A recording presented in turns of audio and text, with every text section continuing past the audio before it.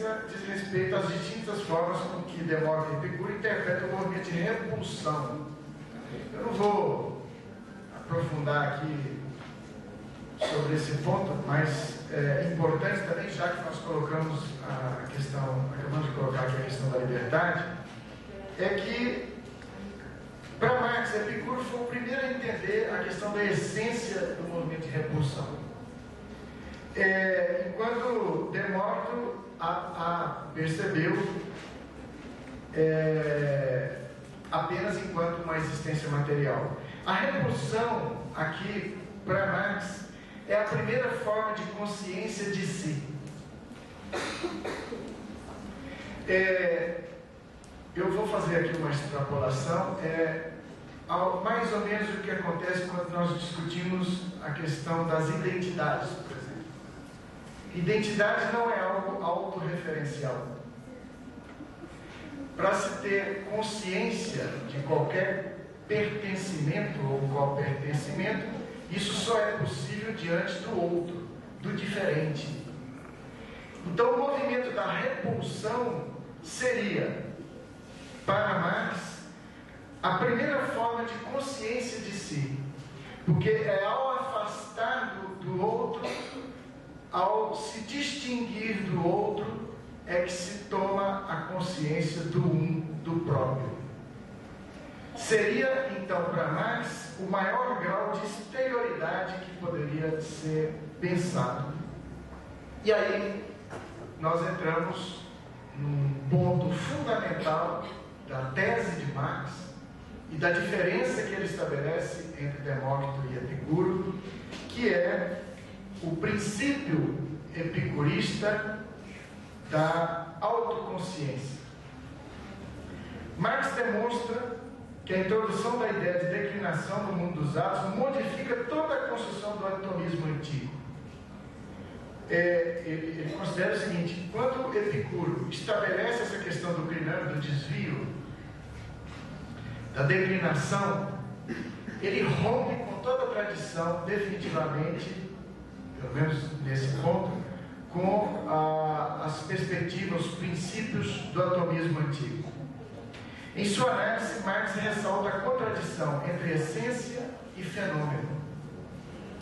Ele afirma que é somente em Epicuro que o fenômeno é concebido como tal, não como uma ilusão puramente subjetiva dos sentidos do homem, como pensava Demócrito.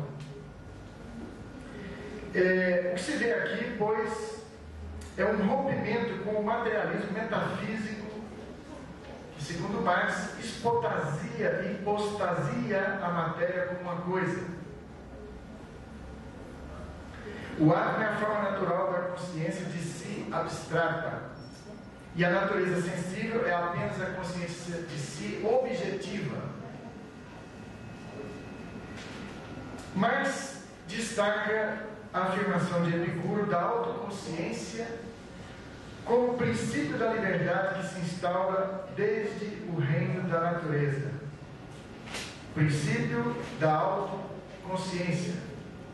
Diferentemente de Demócrito, que apenas reconhece os movimentos dos atos ditados pela necessidade natural, aquela linha reta e o movimento de repulsão que daria origem aos compostos de átomos, Epicuro introduz um terceiro movimento, então, que é o movimento da declinação da linha reta, que corresponderia ao movimento de autodeterminação dos átomos. Dessa forma, ele introduz no mundo da matéria uma possibilidade de autodeterminação. Ora, aqui então nós completamos aquele ciclo, aquela polêmica entre determinismo, livre-arbítrio, liberdade. No fundo, o que está, o pano de fundo de toda essa discussão filosófica reside aí.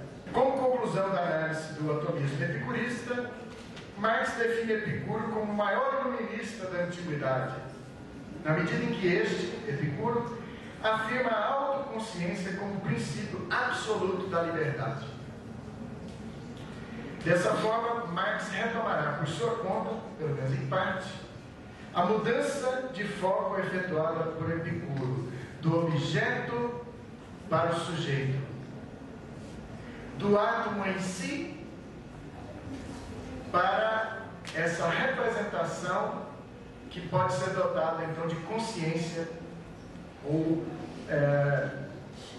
de autoconsciência. Um deslocamento, portanto, de certa forma, do foco do objeto para o sujeito. Marx vai se interessar muito por esse debate, por essa contraposição entre a tese de Epicuro e a dos atomistas antigos. Ele vai então preservar, basicamente ao longo de toda a sua obra, essa ideia epicuriana de liberdade. Isso vai estar presente, vocês seguramente vão ter a oportunidade de vê-lo nas próximas sessões do seminário, análise de outras obras de Marx. E aqui nós encontramos então a base filosófica de algumas posições de Marx já bem conhecidas, né? Os homens agem em condições determinadas, condições que eles não escolhem, mas nas quais eles agem livremente. Uma questão bastante conhecida do pensamento do Marx. Essa liberdade essencial que Marx estima em Epicuro. E é por causa dela que seu atomismo é um atomismo não determinista, como era de Demócrito. Então, é por causa dela, dessa liberdade, é que é possível delimitar um domínio do determinismo e um domínio da liberdade. Na sequência da sua tese, Marx vai também analisar as diferenças entre Demócrito e Epicuro no que diz respeito a dois pontos também particulares. Um deles é a questão do tempo e o outro é a questão dos corpos celestes. Há um capítulo em que ele trata disso na tese, que é sobre os meteoros.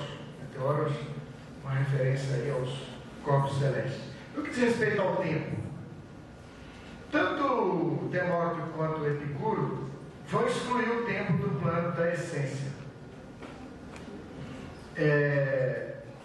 Mas essa questão da exclusão do tempo é porque, bom, em Newton, vou fazer aqui uma digressão, em Newton considerou, no que diz respeito à questão do tempo, a existência de dois tempos, um tempo absoluto e um tempo que seria o tempo relativo. Esse tempo absoluto é um tempo que não, ele existiria independentemente de qualquer coisa.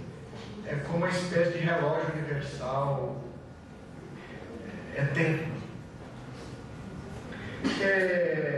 Mas aqui nós vemos que e isso é uma coisa comum no pensamento grego, aliás, vem desde Platão, é a identificação do tempo com o movimento.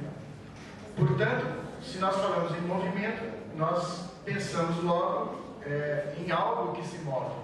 Portanto, a ideia de tempo, ela está, ao se associar à ideia de movimento, ela é colocada como uma condição de existência da própria realidade material.